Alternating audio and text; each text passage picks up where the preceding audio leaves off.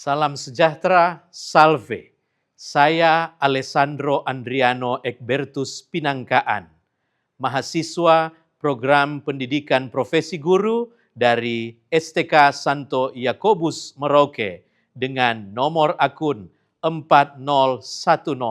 40103205186001 siap mengikuti ujian kompetensi mahasiswa program pendidikan profesi guru agama Katolik. Halo, good morning.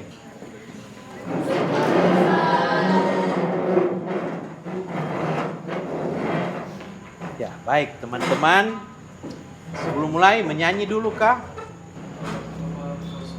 Bapa engkau sungguh baik. Tahu lagu kah? Tahu. Sama-sama.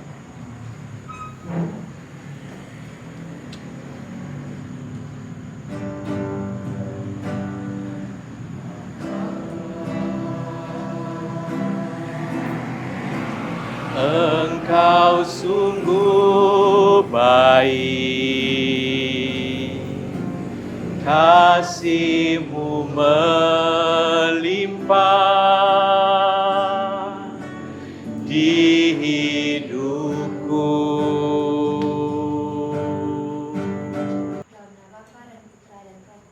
Amin. Penuhilah hati umat-Mu dan nyalakanlah di dalamnya api cinta. Dan Engkau akan membarui muka bumi. Amin. Amin. Terima kasih, Seva. Baik, silakan duduk, teman-teman semua. Kita siap untuk pelajaran hari ini. Sudah siap kah? Siap. Nah, baik, kita siapkan pelajaran.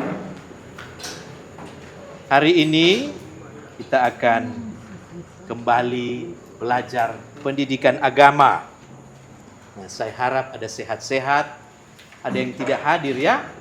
Kita cek kehadiran dulu.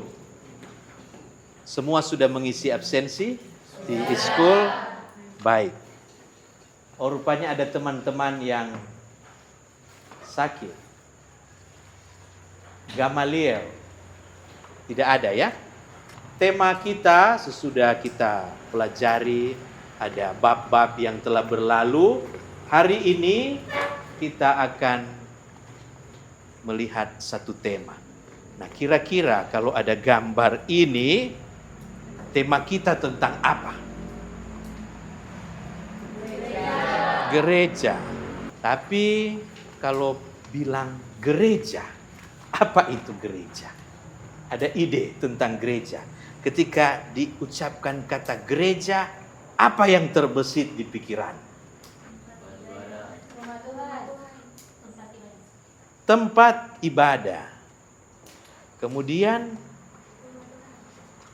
bagaimana? Rumah Tuhan. Oke, baik, terima kasih. Sekumpulan orang beriman, Sir. Sekumpulan orang beriman. Oke, mari kita lihat dulu. Ada satu tayangan yang boleh mengajak kita untuk merefleksikan lebih lanjut sebenarnya apa itu gereja. For 2,000 years, our family has celebrated life and prayed for our world. We cared for the poor, started hospitals, blessed marriages, and the church started by Jesus. If you've been away, come home to your parish and visit catholicscomehome.org today. It's a place where the broken receive healing and repentant hearts find mercy. Here, our days are set free from anxiety and addictions. Baik, ini dua tayangan yang sekurang-kurangnya memberi kita 1-2 ide tentang apa itu gereja. Family. Family. Oh, it's very well. Thank you, Mika. Any other idea? Fiona. Happiness. Happiness. So the church is related to happiness. Gereja dihubungkan dengan kebahagiaan. Oh, ide yang baik, ada di video ya. Oke, thank you. Any other idea? Joy. joy, happiness, the same. Thank you so much, Jessica. Education. Education. So the church bring education. Baik sekali. Terima kasih. Nah, memang ketika bicara soal gereja, kita akan masuk ke tema hari ini, 4 marks of the church. 4 apa? Sifat atau tanda bahwa ini gereja. 4 sifat gereja. Apakah kamu tahu tentang 4 sifat gereja? Ada yang tahu? 1. Kudus, Katolik, Apostolik. Ya, baik. 1 Kudus, Katolik, Apostolik. Memang ini sudah pernah dipelajari sebelumnya? Di tingkat-tingkat sebelumnya? Ya, saya kira karena pelajaran pendidikan agama dari tingkat-tingkat yang rendah sudah mulai menyinggung hal ini. Tentang 1 Kudus, Katolik, Apostolik sebagai sifat-sifat gereja. Dan kita akan perdalam dalam pelajaran kita hari ini. Tujuan kita dalam proyek pembelajaran hari ini pertama-tama adalah untuk mempunyai pengetahuan dasar, basic knowledge tentang apa ini sifat-sifat gereja. Apa saja itu? Apa itu 1? Apa itu kudus? Apa itu Katolik? Dan apa itu apostolik? Selanjutnya kita punya pengertian. Jadi bukan cuma pengetahuan dasar, tapi pengertian bahwa bagaimana kita menghidupi, how to live these marks. Bagaimana menghidupi ini, sifat-sifat ini. Lalu menunjukkan sikap yang positif, yang konstruktif. Bagaimana kita akan menghidupinya, lewat sikap apa. Dan merefleksikan pengalaman-pengalaman pribadi tentang bagaimana menghidupi sifat-sifat ini. Nah, akhirnya kita membuat kreasi. Nah, karena itu mari kita bagi kelompok. Kita bagi kelompok, tapi masing-masing boleh scan dulu barcode ini supaya kita mengisinya, membagi kelompok berdasarkan apa minat Anda. Anda suka buat tugas macam apa dari yang tersedia. Ada yang sudah berhasil mengisi? Ada yang belum? Jika diberi tugas menjelaskan tentang gereja, kamu lebih suka melakukannya melalui apa? Pertama, menulis cerita artikel singkat. Nah, boleh membentuk satu kelompok sendiri, ayo. Kemudian yang presentasi lisan, 2 orang. Oke, silakan membentuk kelompok sendiri. Langsung bergerak ya. Kemudian ini membuat poster dan bermain drama. Ah, oke, silakan.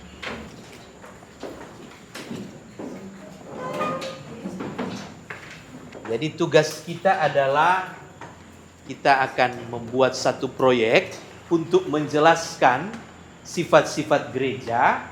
Tapi pertama-tama, apa arti dari sifat gereja yang nanti ditugaskan ke tiap-tiap kelompok? Ada 4 sifat gereja. Sifat gereja yang pertama apa? Siapa? Kelompok mana kira-kira? Oh, oke. Ini presentasi lisan. Sifat gereja yang kedua. Nah, ini menarik ini. Sifat kudus. Grup mana yang mau ambil? Grup drama. Oke, baik. Ketiga, Katolik. Grup mana? Oke. Artikel. Berarti satu-satunya yang tertinggal adalah apostolik. Proyek apa? Poster. Baik, terima kasih. Nah, dari masing-masing itu apa artinya? Nah, ini penting. What is the meaning of 1 mark of the church that your group has chosen? Selanjutnya, why? Mengapa ini sifat penting? Why is that mark important for the church? Ada pertanyaan tentang proyek ini? Mari kita kerjakan dalam kurang lebih 15-20 menit ke depan. Silakan.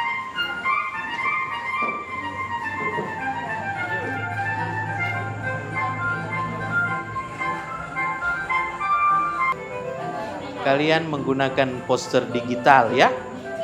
Ya, oke, baik. Presentasikan nanti dijelaskan maknanya, no? Ya? Nah, cari sumber-sumber yang jelas dan boleh merepresentasikan makna penting di balik tugas apa tadi kalian punya kelompok? Artikel maksudnya sifat. Oh, Katolik. Ya, jelaskan dengan baik.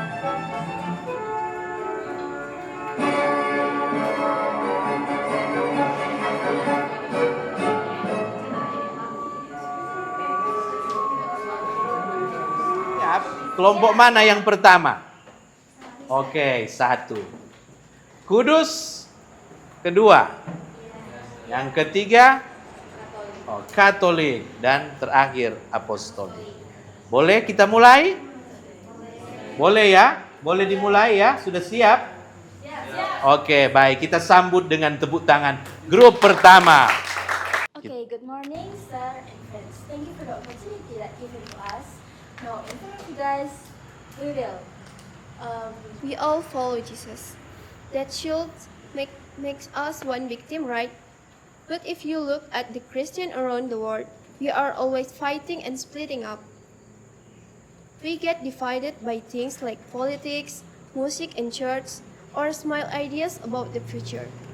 It's very, very well. Your presentation is so good. Thank you. Yeah. Please, anyone who want to ask them, siapa mau bertanya, tidak harus bahasa Inggris tentunya, boleh bahasa Indonesia, silakan. Terima kasih atas kesempatan yang diberikan. Kami dari kelompok drama pendek akan menanyakan sesuatu, yaitu siapa yang menjadi sumber kesatuan gereja? Terima kasih. Oke, thank you. Sumber kesatuan gereja yang utama adalah Allah Tritunggal, Bapa, Putra, dan Roh Kudus. Yang kedua ada Yesus Kristus sebagai pendiri dan kepala gereja. Thank you. But I have to correct anyway.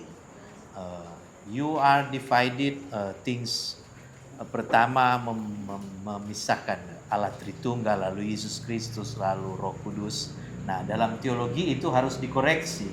Karena sebenarnya jawabannya hanya satu, Allah. Allah Bapa, Allah Putra yaitu Yesus Kristus dan Roh Kudus yang menjadi sumber kesatuan gereja. Nah, dari situ gereja didirikan, Allah adalah sumber utama. Mari kita sambut grup kedua, grup drama dengan tepuk tangan. Guys, besok kita tampil drama tentang kekudusan. Tapi serius deh, apa sih arti kudus itu?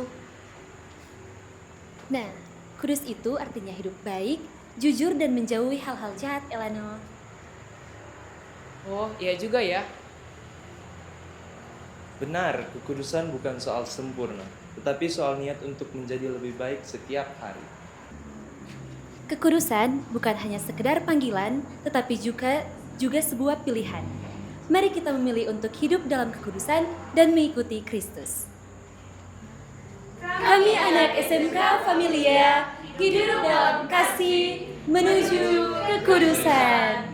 Sekarang kita sambut kelompok yang ketiga, mempresentasikan tentang Katolik dalam bentuk artikel. Mereka akan membacakan artikel yang mereka temui, mereka susun. Kita sambut dengan tepuk tangan. Agama Katolik adalah induk dalam tradisi kekristenan yang memiliki akar sejarah langsung kepada Yesus Kristus dan para rasulnya. Kata Katolik berasal dari bahasa Yunani, Katolikos, yang berarti universal. Kelompok selanjutnya yang terakhir menghasilkan satu poster. Mari kita sambut dengan tepuk tangan. Nah, mari. Jadi, judul dalam poster ini adalah Apostolic Church. Poster ini menjelaskan sifat keempat gereja Katolik, yaitu apostolik. Artinya, gereja berdiri di atas dasar para rasul dan meneruskan ajaran mereka. Kutipan kitab suci, yakni Efesus 2 ayat 20, yang berisi, "Kamu telah dibangun di atas dasar para rasul dan para nabi, dengan Kristus Yesus sendiri sebagai batu penjuru. Ayat ini menunjukkan bahwa Kristus adalah batu penjuru dan para rasul adalah fondasi gereja. Dari rupa-rupa penjelasan, kita sebenarnya bisa memaknai sifat-sifat gereja itu seperti ini. Jadi satu, tadi kelompok di sini sudah mempresentasikan. Nah, ada beberapa ayat kitab suci. Efesus 4 ayat 5. Boleh buka. Boleh dibuka. Efesus 4 ayat 5. Siapa boleh membacakan? Dalam Efesus 4 ayat 5, yaitu satu Tuhan, satu iman, satu baptisan. Ya, satu Tuhan, satu iman, satu baptisan. Ini sebenarnya arti mendasar dari sifat satu ini. Tentang Kristus sebagai kepala dan kita adalah anggota tubuh. Jadi gereja itu digambarkan Tuhan Yesus kepala dan kita yang lain ini anggota-anggota tubuh. Kalau tangan rasa sakit, kepala sakit. No? Kepala sakit, semua sakit. Tapi ini Kristus kepala berarti yang utama adalah Tuhan Yesus. Kita yang lain hanya anggota-anggota tubuh. Di sana dikatakan tentang apa? Bahwa kepada Petrus diberikan kunci kerajaan surga. Apa yang engkau ikat di dunia akan terikat di surga, dan apa yang engkau lepaskan di dunia terlepas di surga. Nah, kepada Paus sebagai pengganti Petrus, kuasa ini diberikan. Dan itu adalah tanda persatuan. Nah, ini tentang sifat satu ya teman-teman. Nah, sifat kedua, kita boleh lihat yang selanjutnya adalah apa? Kudus. Nah, kudus, apa arti kudus? Oh, kudus. Kudus itu dalam kitab suci artinya milik Allah. Kepunyaan Allah. Nah, ini penting. Kudus artinya milik Allah. Jadi bukan karena ini kesempurnaan. It is not about perfection. Tapi bahwa Christ is present.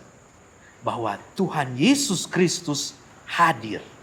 Ini bukan karena umat sempurna, umat tidak punya dosa. Justru di dalam kekudusan, orang berjuang untuk sepenuhnya memberikan diri jadi milik Allah, milik Tuhan Yesus. Nah, selanjutnya sifat yang ketiga apa? Katolik. Nah, ini tanda gambar kekudusan. Sifat yang ketiga, Katolik. Katolik tadi sudah disampaikan bahasa Yunani. Di sana ada huruf Yunani. Katolikos berarti umum. Kat, olos. Kat, sumber, holos menyeluruh. Jadi yang whole, menyeluruh. Katolos, itu sesuatu yang menyeluruh. Jadi umum, universal. Dan karena itu, universalitas ya, berarti Tuhan Yesus hadir.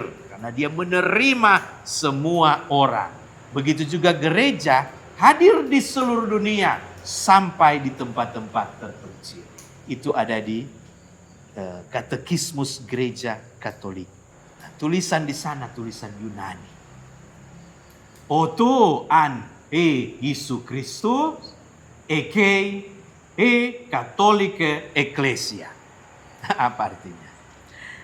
Di mana ada Yesus Kristus, di situ ada gereja Katolik. Orang bilang Yesus Kristus, orang mengakui Yesus Kristus, sebenarnya di situ gereja Katolik. Ini kata Katolik pertama kali digunakan oleh Ignatius dari Antioquia dalam satu surat yang dia tulis kepada umat di Smyrna. Tahun berapa? 107. Siapa itu Ignatius Antioquia? Dialah murid dari Santo Yohanes, murid Tuhan Yesus. Jadi cucu muridnya Tuhan Yesus. Berarti memang orang-orang awal. Dan kata itu, kata Katolik sudah digunakan di masa itu. Yang dibangun di atas dasar para rasul dan para nabi dengan Kristus Yesus sebagai batu penjuru. Ya, luar biasa kan. Begitu gereja punya spirit dibangun. Nah, tadi Matius 16:18. Jadi Petrus adalah rock, batu karang, dan dia sekaligus adalah wakil Tuhan Yesus. Nah, di situ keberlanjutan gereja berlangsung sampai sekarang. Ada Paus Leo ke-14. Paus keberapa dia? Ada ingat Paus keberapa? 260 267, 268. Berapa? 267. Paus Leo ke-14. Nah, jadi iman dari Tuhan Yesus di mana gereja ajarkan 2000 tahun lalu sama dengan yang sekarang. Oh, dasar-dasarnya itu. Dan kita punya apostolic succession. Jadi keberlanjutan dari para rasul. Kalau telusuri siapa yang ini, uskup ini ditabiskan oleh ini di penumpangan tangan, terus tidak putus sampai tangan Tuhan Yesus ke Santo Petrus. Nah, itu apostolic succession. Nah, ini pendalaman dari inti-inti sifat-sifat gereja kita ya. Teman-teman yang baik, mari kita bermain sedikit. Masing-masing boleh scan barcode ini. Kita bermain kuis sedikit. Leon. Ayo, sudah? Oke, kita mulai.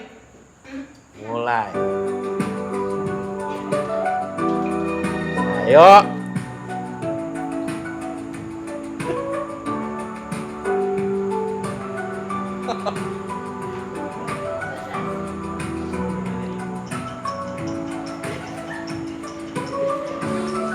Sudah?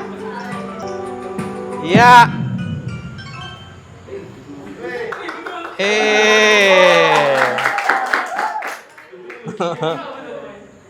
Oke, sudah lihat?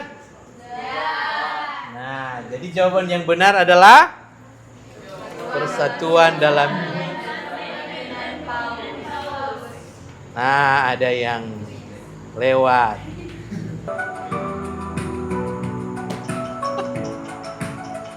Ayo.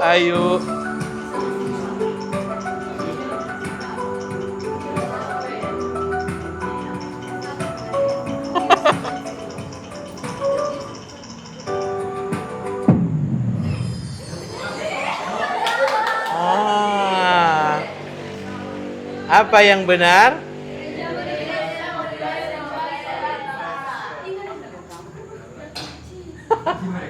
Karena kesatuan Katolik berarti apa tadi? Universal. Hati-hati. Ada pengeco. Nah, intinya adalah pemahaman pokok-pokok utama ya. Oke. Nah, ini lebih refleksi ya. Oke, ada rupa-rupa jawaban. Menghormati sesama, good. Oke, good. Menjalankan semua aturan, very well. Membantu teman, keluarga, berperilaku jujur. Positif. Oke, ya ini luar biasa. Akhir ya, terima kasih berpartisipasi dalam ini kuis yang baik. 72 tidak apa-apa, nanti harapannya lebih lihat apa pokok-pokok utama, kata-kata kunci kita dan punya pemahaman yang mendasar. Kalau semua punya pemahaman yang mendasar, saya rasa materi ini bisa dipahami dengan lebih baik lagi. Nah, teman-teman yang baik, pelajaran kita hampir usai dan mari kita berefleksi. Boleh menulis di handphone, boleh menulis di buku notes, tapi inti-inti pokok-pokok refleksi untuk Anda sebagai peserta didik. Pertama, ini, apa yang menarik? Tema apa, pokok apa yang menarik dari pelajaran hari ini? Kedua, bagian mana yang menyentuh hati saya atau setidak-tidaknya membuka pikiran, wah, ini ada hal baru ini. Wah, ini baik, ini menarik. Dan yang ketiga, apa yang berkesan dan ingin saya ingat terus. Nah, apa hal-hal ini? Boleh langsung juga dijawab di grup kita. Di grup kita secara ini jawab di grup kita, boleh juga ditulis tidak apa-apa, tapi prefer bisa ditulis langsung di grup kita, tidak apa-apa. Oke, baik. Saya juga berefleksi, ada refleksi saya.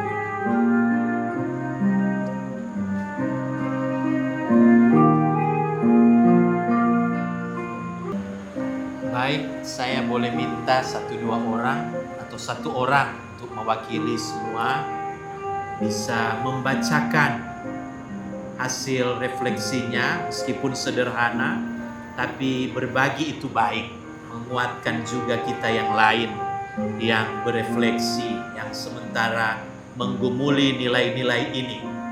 Yang menarik bagi saya adalah pembelajaran tentang sifat apostolik, karena membuat saya sadar bahwa ajaran gereja berasal langsung dari para rasul dan tetap dijaga sampai sekarang.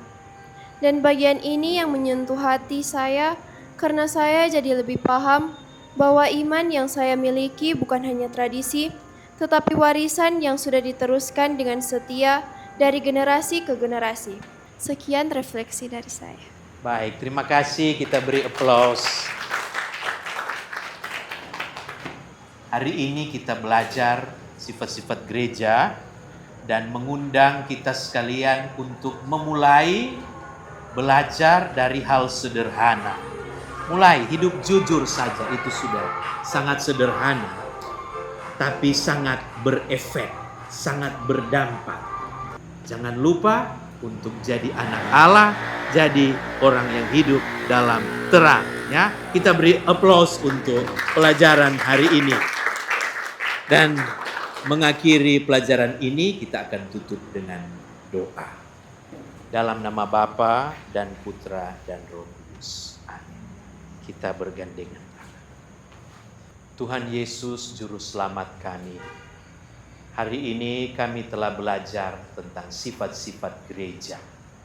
Aku percaya akan Allah Bapa yang Maha Kuasa, Pencipta langit dan bumi, dan akan Yesus Kristus Putranya yang tunggal Tuhan kita, yang dikandung dari Roh Kudus, dilahirkan oleh perawan Maria, yang dalam nama Bapa dan Putra dan Roh Kudus. Baik, terima kasih semua, sampai bertemu minggu depan. Ya, terima kasih. Terima kasih, terima kasih. Ya, terima kasih. Yo.